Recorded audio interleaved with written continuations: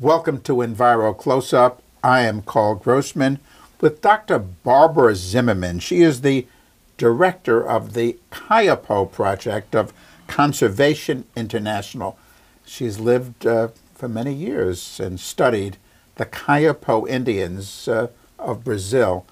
Welcome, Dr. Zimmerman. Now, you are from Canada, and here you are deeply involved with the Kayapo Indians. I mean, how did that all come about and why? I was phoned by World Wildlife Fund in Canada and asked if I would be a backup translator for an Indian chief coming up from the Amazon. And this was in the late 80s, and the Indian chief was a Kayapo Indian, one of many great Kayapo leaders very much in the tradition of Kayapo political leadership, very strong, well-organized leadership. And this leader, whose name was Paiakan, was in Toronto, sponsored by some conservation NGOs to raise money, to raise funding for a protest that he wanted to organize, a protest of his people, the Kayapo, against a World Bank funded, a proposed World Bank funded hydro dam mega project on the Xingu River in the southeastern Amazon, where the Kayapo territories are, which was going to affect them quite drastically. They attracted a huge international press which attended this protest, and the subsequent international pressure was brought to bear on the World Bank, and they had to drop their loan. So it was very successful. The remarkable thing about the Kayapo has been their ability to have obtained in law official demarcation, official ratification of over 110,000 square kilometers of traditional territories. 110,000 square kilometers is the size, for example, of New Zealand, the whole country of New Zealand, in which are living 6,000 Kayapo. So it's very significant size for rainforest conservation. It's not just some little fragment. It's a multi-landscape scale sized area, and that the Kayapo fought for, and the Kayapo pressured the government, and the Kayapo obtained. And they didn't do this with really a lot of help from anybody else. This came from them. It was their struggle. They were the ones who were sort of on the front lines. They were the ones who marched to Brasilia and demanded the government respect their rights. I think it was in the 1970s the government was offering the Kayapo about 100,000 hectares of land.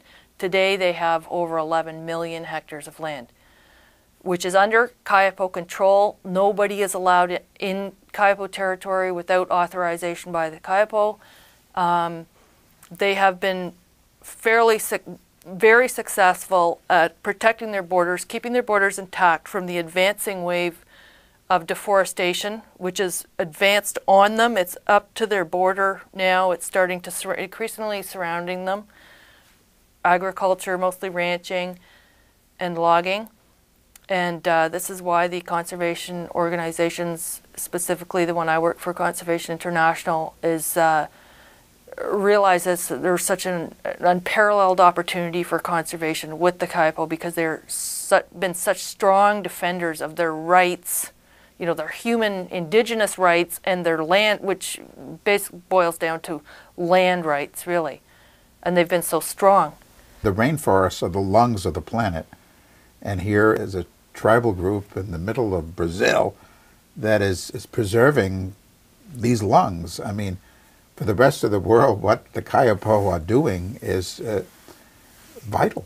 Yeah, it is vital, and the Kayapo are protecting the largest, by far, the largest tract of rainforest that is under some form of protection, being an indigenous territory, in the whole world, by far. The largest national park in the tropics, in tropical forest, their lands are 3 times as big as the largest tropical rainforest park, which is also in Brazil. But we certainly view this as, us conservationists view the investment which will be which is long term. It's not a project you go in and it's got a 5 or 10 year period, you close it, the job's done, you're out. We know this is going to be long term. We know this is going to take decades probably, because of the capacity building that has to happen for the Kayapo to be able to deal with all of these changes, very rapid changes. And we view that investment really as a payment for these extraordinary ecosystem services that the Kayapo are providing the world. As you mentioned, all the climatic properties of that forest, but also the fact that it is a large enough forest that it is going to conserve viable populations of many plant and animal species that otherwise would be wiped out. Because if the Kayapo territories weren't there, you can see this very clearly on the satellite shots, that forest would be gone. There's this seemingly inexorable advance of agriculture and ranching.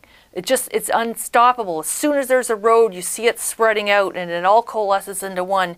And indigenous lands, the Kayapo being perhaps the most striking example of it, are considered to be, or observed to be, the most important barrier to, and perhaps the only real barrier to this deforestation, which is just doesn't seem like it's going to stop. It's just going to go through the Amazon.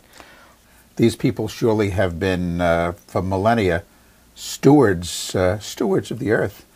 Thank you so much, Dr. Barbara-Zimmerman, for your work, for telling us this remarkable story.